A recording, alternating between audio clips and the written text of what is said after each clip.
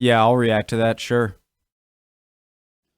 All right, gentlemen, boys, and girls, ladies, women, men, male, female, I don't care. Hello, guys. See, screw it. I'm not starting over.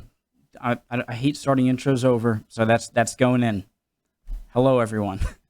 If you are new to the channel, hello, my name is Connor. I like to learn about history through YouTube recommendations. Original link to the video, top of the description below. Right below that, link to the Discord. Right below that, link to my second channel. Okay. I've hit a brick wall this afternoon. I feel like I've been getting better. 2:30. Let's do it. Original link to the video, top of the, I said this already. If you're not ready to learn, there's the door. You're in the wrong class. Goodbye. Or just chill, that's fine. Let's go. You might think that Paulus shouldn't have sent his tanks north of the city of Stalingrad to block the Volga there, Paulus. and should have just bypassed the city to the south and gone straight to Astrakhan. Well, in this video we're going to see why Paulus had to take Stalingrad, why he couldn't just race off to Astrakhan, and why he had to block the Volga north of the city. Then we're going to ask the question. I can't go forward until I understand. Is this a I'll go forward, but is this a Russian general that's defending Stalingrad? Is this a German general attacking Astrakhan? Where? But is this really the case?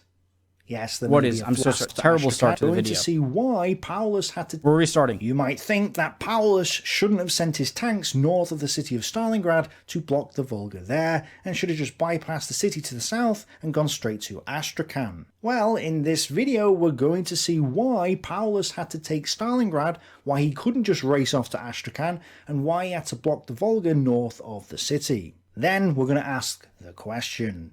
But is this really the case? Along the Volga? Yes, there may be a flaw in this argument, and I'm going to cover that too, because history lies in the heart of the debate. So let's get on with it. Now, we've already touched upon some of this in my last video, video 12 of my ongoing Battlestorm Stalingrad series. In fact, it was your absolutely amazing comments that prompted me to do this video. So if you haven't seen that video, link in the description. But I missed out a couple of crucial points in that video. One of them is pointed out by Vitros here. I don't know if I I've honestly seen that. don't understand people who keep advocating going to Astrakhan. Do you have any idea how far away Astrakhan was? It would be logistically impossible to move there without the railroad. There was a railroad going there, but guess what hub it was connected to? That's right, Stalingrad. In order to get supplies to Astrakhan by the railroad, you would need to capture the railroad hub in Stalingrad. Absolutely brilliant. How I failed to think of this, I have... It's killing me not knowing where Astrakhan is. It seems to be on the Volga, but is it near...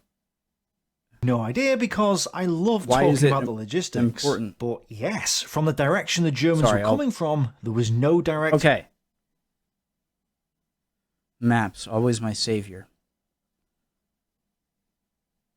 So it's on the Caspian. So why would they really even need... How important could this be? Isn't the oil more down near Maikop, Rostov, Grozny maybe, along the Black Sea? Are you going to Iran? Or...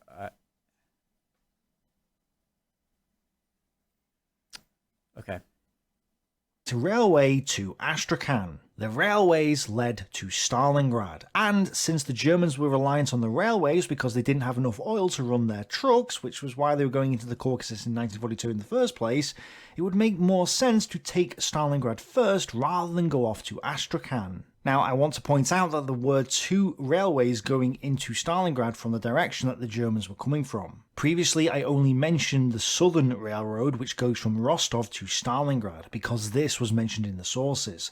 The second one wasn't mentioned in the sources, and because I based the Stalingrad region map on maps from the late 1940s, I assume that the railroad shown on this map was either not there or incomplete. That was until recently when I came across a source that actually mentioned it. So, there was in fact a second railroad running from the Milerovo area, which I'm assuming supplied Paulus's 6th Army, since the Southern Railroad definitely supplied Hoth's 4th Panzer Army. Because Paulus and Hot were already having supply issues by this point, and since the two railroads they used went to the city, it would make a lot of sense to capture Stalingrad in the late August period, even if this just helped out their logistics on a local level. But with Stalingrad taken and the supply situation improved, then an attack towards Astrakhan could be mounted.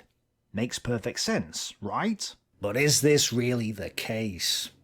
Well, there's a flaw in the argument that needs to be addressed. As SDFA points out, there was a railroad... Not gonna lie to you guys, I'm not as on board as I'd like to be. I understand the gist, you know, what they're trying to do.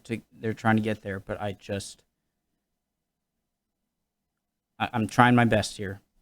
Road to Astrakhan, but it was on the other side of the Volga River. Yeah, the maps SDFA provides and the German maps at the time both confirm that there was no railroad from Stalingrad to Astrakhan on the southern side of the Volga. If the German logistics required a railroad to get to Astrakhan, then they would have to cross the Volga in order to get it, and there's no way the Germans would do that. Crossing the Volga wasn't part of their original Faublau plan, since the objective was to create a blocking line along the Volga, not cross it. And it would be pointless anyway, because the railway lines that went to Stalingrad from the west didn't cross the Volga. There was no connection between the railways on the western bank and the railways on the eastern bank, meaning that they would have to drop off their supplies in Stalingrad, ship them over the Volga in ships they didn't have, then reload them on the other railway line, then send them to Astrakhan. Doesn't look like it's even close. I mean... which is not a likely scenario. However, there was a railroad to Astrakhan from the direction that the Germans were coming from, but it came from the Caucasus. It goes from the Grozny area, then along the Caspian Sea to Astrakhan. So, Perfect. If the Germans had to use railroads in order to take Astrakhan, then they would have been better off taking the Caucasus first instead of Stalingrad. In which case, Hitler was right to go south and split army groups A and B from one another. Okay, I'm following, starting to follow. I'm less lost, feel less lost than I... Why is my mouth so dry? Than I was 30 seconds ago. So I'm still trying to... You guys will know this. What is the big thing about Stalingrad? The few big things. So it's got to be one of the bigger cities. Yeah, it's... I think I heard in a... you know, some history... World War II documentary, like World War II in color, or one of those things, and something about like the name Stalin had something to do with it. It'd be a big thing to capture Stalingrad. It's, you know, the namesake of the leader of Russia. But obviously, no one would attack a well-defended or a city that's difficult to attack simply because it has the name of your enemy. So I'm just wondering what the big thing about getting... Why was it so important? Why not ignore Stalingrad, ignore Astrakhan, and what do you gain exactly? Is it a defensive thing? However, another thing to consider is the fact that the Germans themselves... Sorry, I hope I'm not sounding too confident, or if I do, I shouldn't. I'm trying to learn here. It's just a question that I'm sure has an answer. I don't know it. Were preparing for a... However, another thing to consider is the fact that the Germans themselves were preparing for a thrust to Astrakhan, even without any railroads. Bit of a spoiler, the 29th Motorized Division was pulled out of the line and replenished to the point where they had more tanks than they actually should have had. This was so that they could strike to Astrakhan after the fall of Stalingrad. They never did this because the Soviets struck first and encircled the 6th Army, but the point is that the Germans believed that 29th Motorized Division with other reinforcements could go to Astrakhan without the railways. Maybe if Stalingrad fell and the local logistical situation was sorted out, they'd be able to pull the motorized and armoured elements out of the line and send them to Astrakhan. Motorized and panzer units used trucks, not horses, to supply themselves from the local railway lines. So in theory, a panzer corps, with maybe some additional trucks, wagons and air transport support, could have got to Astrakhan after the fall of Stalingrad, which seems to be what the Germans were planning. What's also interesting is that on the 30th of August 1942, the 16th Motorized Division was in the Elista area south of Stalingrad. Its forward elements were almost at Astrakhan anyway. I mean, look how close they are. Don't get me wrong, this is still quite a distance, and there were Soviet troops in the area which blocked them, but they were able to support one division in this area at this time. So I don't know if it was logistically possible or impossible. I just want to say, look at how so this is the mouth of the Volga into the Caspian Sea, right?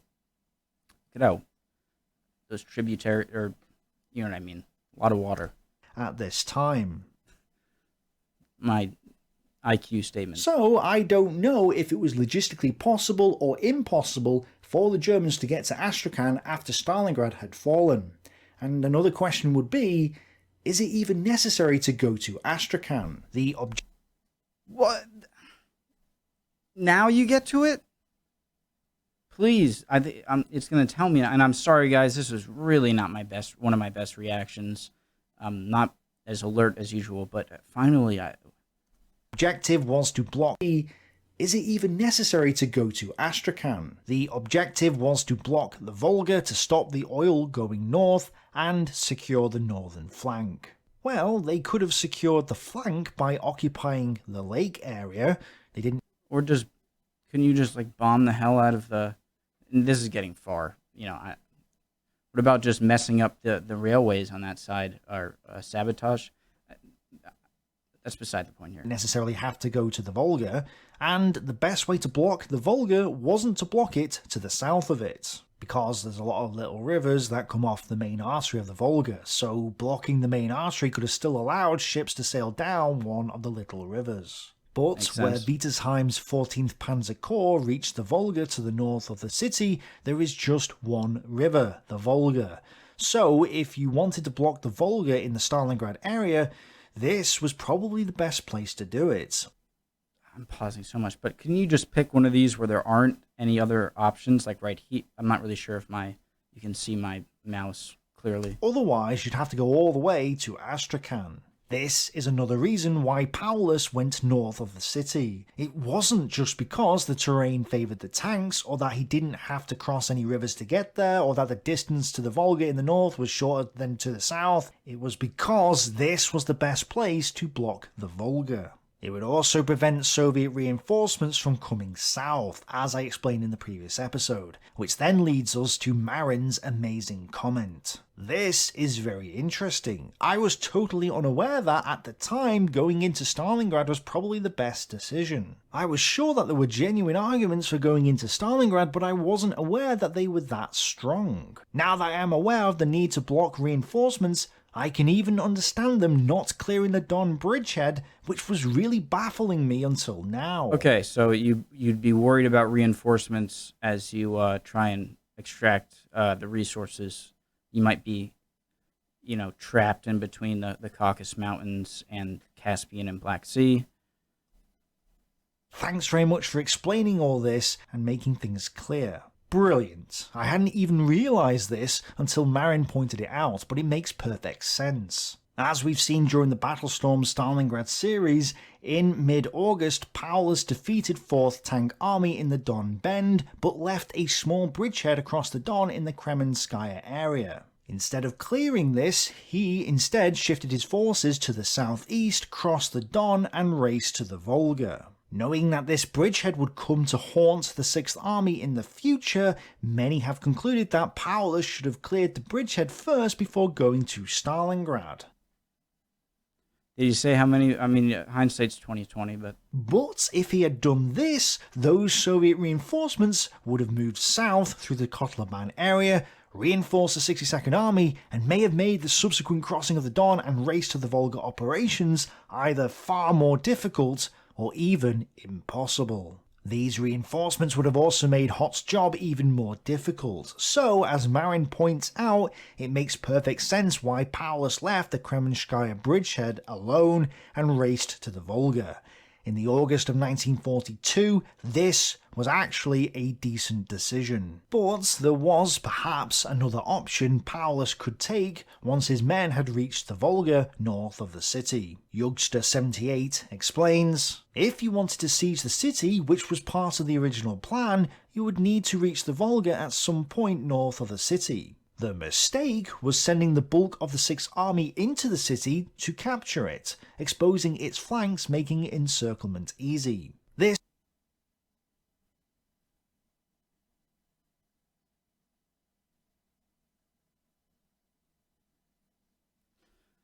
I've said this before, but what about going north of such a crucial river?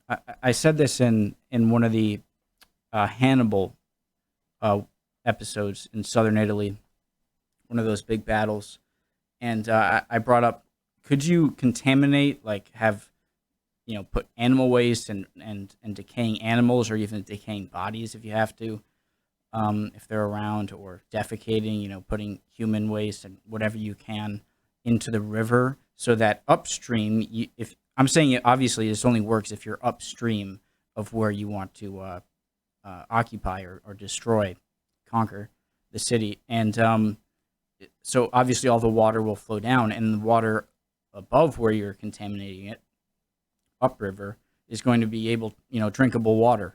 So I just wonder if that, I suppose you can make wells, and someone made the, anyways, this is long enough. This is an interesting idea that I hadn't even considered.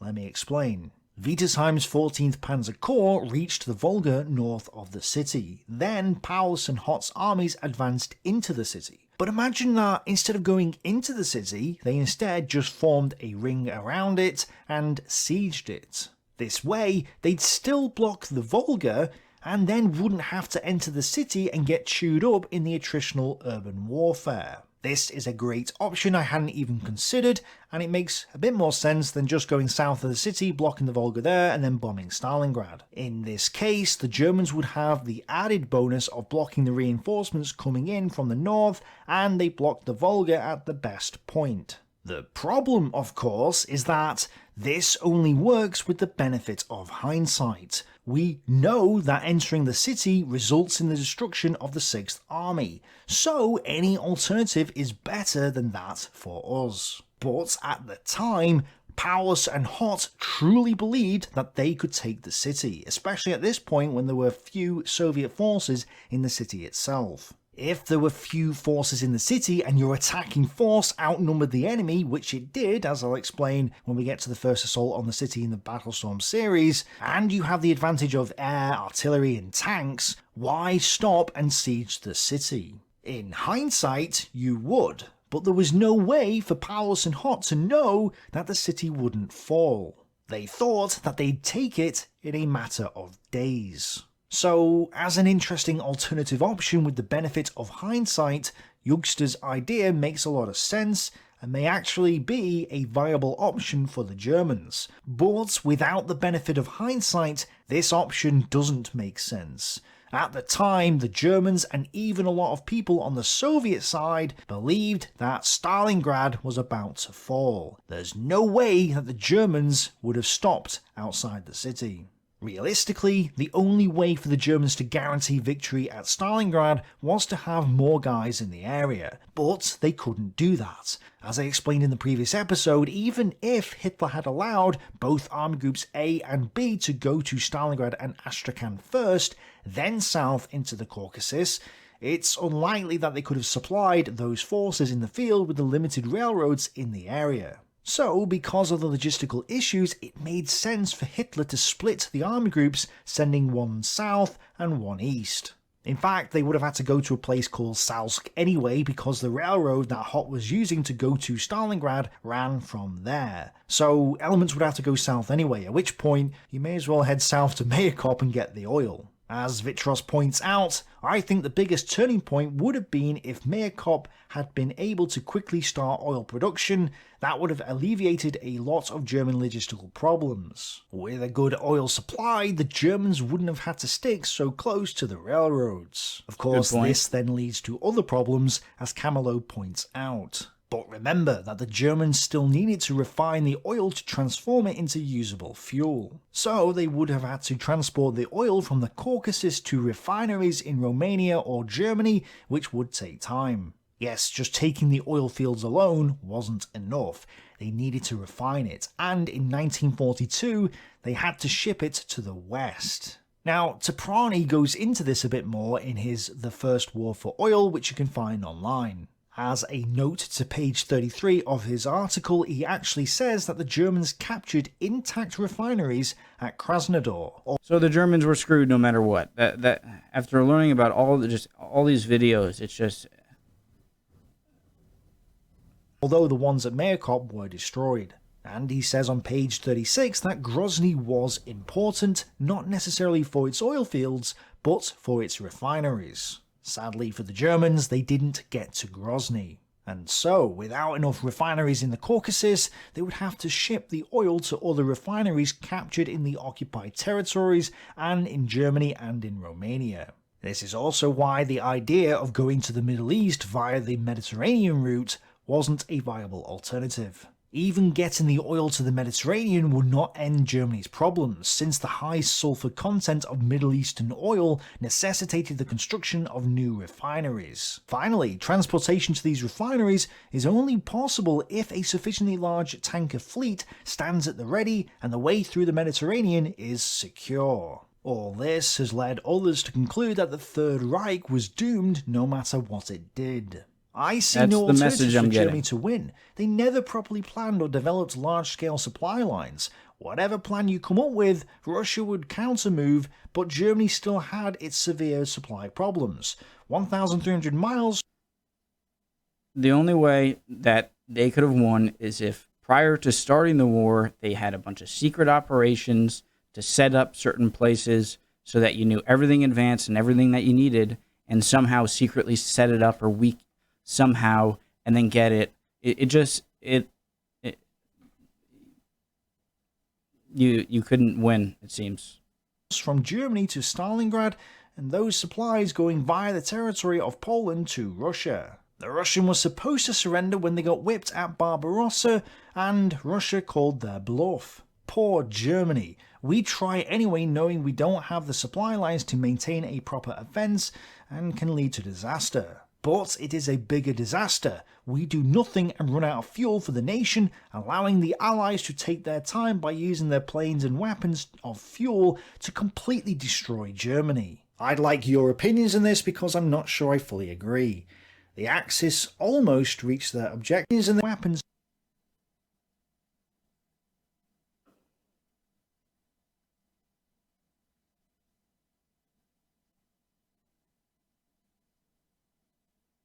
of There's always a do this, oh, but then you don't have this, and it just... to completely destroy Germany. I'd like your opinions on this because I'm not sure I fully agree. The Axis Germany. I'd like your opinions on this because I'm not sure I fully agree.